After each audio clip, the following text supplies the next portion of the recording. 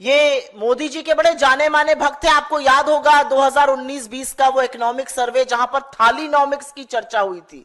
अब इनको कौन समझाए कि 52% दाम तो एक थाली का जो सिर्फ वेजिटेरियन है उसका बढ़ गया है।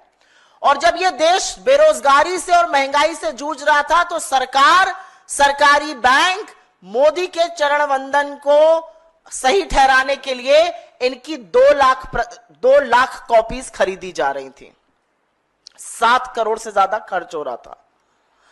अब इससे कुछ सवाल उठते हैं और वो सवाल आपके माध्यम से इस देश की सरकार से, इस देश के एक सरकारी बैंक से जो कि सरकार के अधीन है, इस देश के वित्त मंत्रालय से पूछने जरूरी है।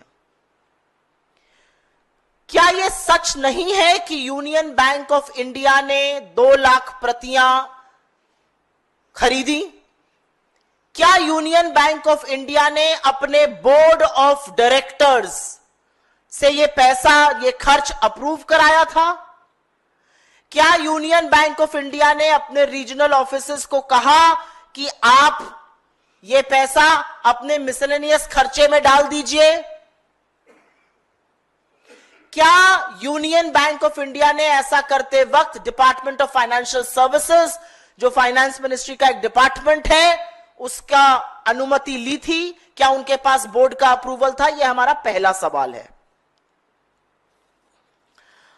और क्योंकि यह पैसा बीजेपी के हेडक्वार्टर से नहीं आया था, ऐसा नहीं था कि यूनियन बैंक को यह पैसा बीजेपी वाले मोदी जी की छवि सुधारने के लिए, मोदी जी के चरण वंदन के लिए दे रहे हैं। यह पैसा इस देश का पब्लिक फंड है, आपका, हमारा, जनता का पैसा है, क्योंकि यह सार्वजनिक बैंक है।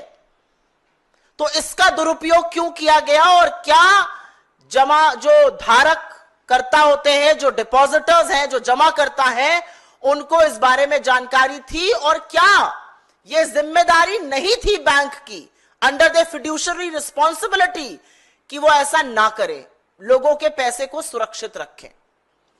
तीसरा सवाल, क्या वित्त मंत्रालय ने इस बात की जांच की है कि इतनी बेशर्मी से यह कॉन्फ्लिक्ट ऑफ इंटरेस्ट कैसे हुआ? और सिर्फ क्योंकि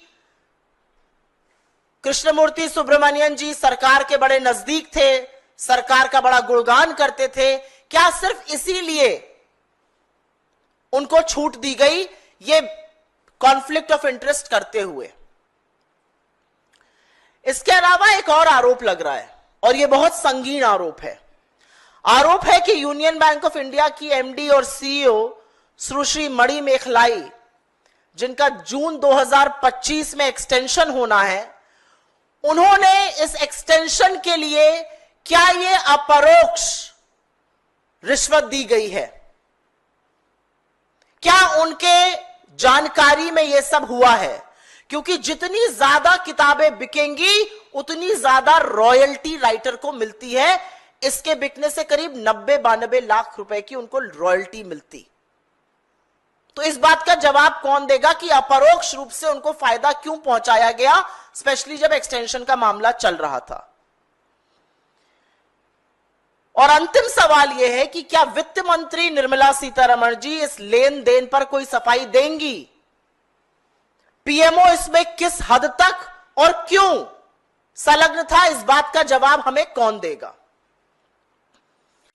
आपकी जानकारी के लिए बता दूं कि 4 मई को ऑल इंडिया यूनियन बैंक्स की जो एम्प्लॉय एसोसिएशन है, उसने अपने एमडी और सीईओ को इसकी जांच करने के लिए चिट्ठी लिखी है और बोला है कि पब्लिक फंड की बर्बादी ऐसे कैसे हो सकती है।